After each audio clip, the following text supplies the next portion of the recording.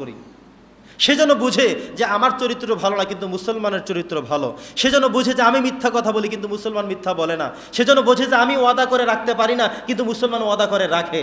কথা বোঝেন নাই? সে যেন এটা বলতে বাধ্য হয় আমি মানুষের আইল ঠেলি, জমি ঠেলি, কিন্তু একজন মুসলমান সেই কাজটা করে না।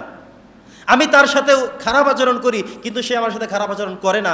যদি এভাবে আমি তার সামনে উপস্থাপন করতে পারি, যেভাবে সব নবীরা করেছেন, সব রাসূলরা করেছেন, সব নবী সব রাসূলদেরকেই বিধর্মীদের কাছে ইসলামের প্রেজেন্টেশনের জন্যই আল্লাহ পাঠিয়েছেন, তারা করেছেন, সফল হয়েছেন। কিন্তু আমাদের সমস্যাগুলো কোথায় দেখেন? তা এতগুলো মানুষ আমরা কে পেরেছি একজন মানুষ হিন্দুকে মুসলমান বানাতে, একজন অমুসলিমকে ইসলামের ভালো একটা কথা বলতে আমরা কে করেছি? বরং উল্টা আমি আমার ইসলামকে গালি শুনিয়েছি। আমি তার থেকে টাকা নিয়ে টাকাটা দেইনি, সে বলল মুসলমানই খারাপ, এই ধর্মটাই খারাপ, নাউজুবিল্লাহ পড়েন। তার মানে আমি আমার ধর্মকে গালি শুনিয়েছি, আমি আমার জাতকে গালি শুনিয়েছি। আমরা তার সাথে আচরণ করে, লেনদেন করে ঠিকমতো দেই না, মিথ্যার আশ্রয় নেই, সত্য বলি না।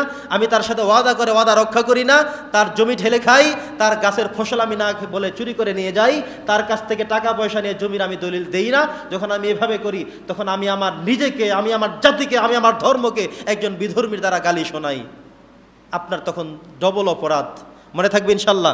আসুন আমরা সব কিছু ভুলে গিয়ে আমরা যেন অমুসলিমদের কাছে ইসলামকে সবচেয়ে উত্তম রূপে আমরা যেন উপস্থাপন করতে পারি। আল্লাহ তৌফিক দান করুন। এ ব্যাপারে সর্বশেষ কথা হলো এটা, অমুসলিমরা আমাদের বাংলাদেশে তারা সংখ্যালঘু। অমুসলিমরা কি? ধরুন হিন্দু ধর্মের ভাইয়েরা আমাদের এই সমাজে বেশিরভাগ রয়েছেন, তারা আমাদের সমাজে সংখ্যালঘু। নবীজি সংখ্যালঘু মানুষের ব্যাপারে একটি গুরুত্বপূর্ণ হাদিস বলেছেন যে কিয়ামতের দিন একজন মানুষের জন্য আমি বাদী হয়ে দাঁড়াবো। সেই মানুষটাকে, যেই মানুষটা সংখ্যালঘু হওয়ার কারণে কারো উপরে জুলুম করবে, এই জুলুম করার কারণে, জালেম হওয়ার কারণে, সে মুসলিম হতে পারে, ইমানদার হতে পারে, হুজুর হতে পারে, আমি তার বিরুদ্ধে আমি মামলা দায়ের করবো, আমি আল্লাহ রাসূল নিজেই। আল্লাহু আকবার পড়েন। তার মানে কত জঘন্যতম কথা টের পেয়েছেন আপনি? আপনি মনে করেছেন আরে ও হিন্দু মানুষ কি করবে, আর জ্বালাইয়া দেবো, ধরাইয়া দেবো, শেষ করে দেবো। আপনি তো এটা বললেন, কিন্তু ওইদিকে তো আপনার জান্নাতটা ক্যান্সেল হয়ে গেল।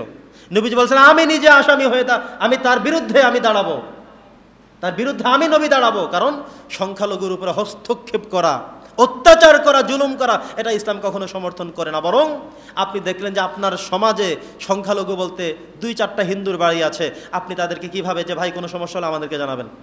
আমরা করিও, কিন্তু কিছুদিন আগে আমরা করেছিও তো।